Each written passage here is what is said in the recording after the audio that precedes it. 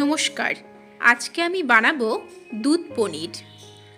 এই দুধ পনির রেসিপিটি আপনারা শুধু গরম ভাতের সাথে নয়, রুটি, লুচি, পরোটা, ফ্রাইড রাইস, পোলাও সব কিছুর সাথেই কিন্তু খেতে পারবেন। আর আজকে আমি খুব সহজভাবে কিছু টিপস এবং ট্রিক্সের সাহায্যে আপনাদের এই দুধ পনির রেসিপিটি শেয়ার করব। আমি এখানে প্রথমেই নিয়ে নিচ্ছি 20 গ্রাম চারমগজ। এবারে দিয়ে দেব 20 গ্রাম পোস্ত।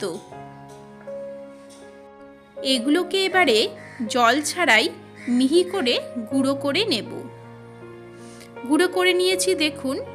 এবারে আমি এর মধ্যে দিয়ে দিচ্ছি একটা টুকরো করে কেটে রাখা টমেটো।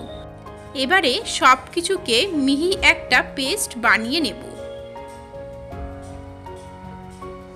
দেখুন, ঠিক এইভাবে একদম মিহি করে পেস্টটা বানিয়ে নিতে হবে, যাতে কোনো দানা দানা ভাব না থাকে।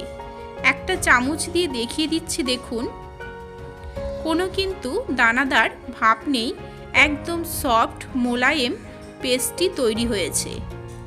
এবারে অন্যদিকে কড়াইয়ে দিয়ে দিচ্ছি 1 টেবিল স্পুন ঘি।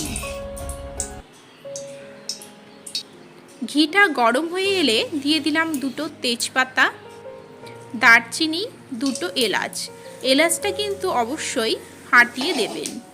কিছুক্ষণের জন্য নেড়েচেড়ে নিয়ে ভেজে নেব, যাতে এলাচ এবং দারচিনিটা ভাজা ভাজা হয়ে আসে এবং ফ্লেভারটা বেরিয়ে আসে। এবারে পেস্টটা যে বানিয়ে রেখেছিলাম সেই পেস্টটা কড়াইয়ের মধ্যে দিয়ে দিচ্ছি সামান্য পরিমাণে জল। মিক্সিং বোলের মধ্যে যে পেস্টটা লেগেছিল সেই পেস্টটা নষ্ট না করে একটু জল নিয়ে জলটা কড়াইয়ের মধ্যে দিয়ে দিলাম। এবারে গ্যাসের ফ্লেমটা লোতে রেখে 3 থেকে 4 মিনিটের জন্য কন্টিনিউয়াসলি নেড়ে যেতে হবে, যাতে কোনো দানা দানা না বেঁধে যায়। তাই অবশ্যই গ্যাসের ফ্লেমটা লোতে রাখবেন। দিয়ে দিলাম 1 টিস্পুন নুন এবং হাফ টিস্পুন কাশ্মীরি লঙ্কা গুঁড়ো। এবারে 3 থেকে 4 মিনিটের জন্য কন্টিনিউয়াসলি নেড়ে যেতে থাকবো, যাতে চারমগজ এবং পোস্তদানার কোনো রকম কাঁচা গন্ধটা না থাকে। 3 মিনিট পরে ফিরে এলাম। দেখুন, গ্রেভিটা খুব ভালোভাবে কষানো হয়ে গিয়েছে। গ্রেভি থেকে তেল বাইরে বেরিয়ে এসেছে। আরও 2 মিনিট কষিয়ে নেবার পরে এবারে দেখুন গ্রেভিটা অনেকটা গাঢ় হয়ে এসেছে। এখন আমরা এর মধ্যে দিয়ে দিচ্ছি 200 ml দুধ।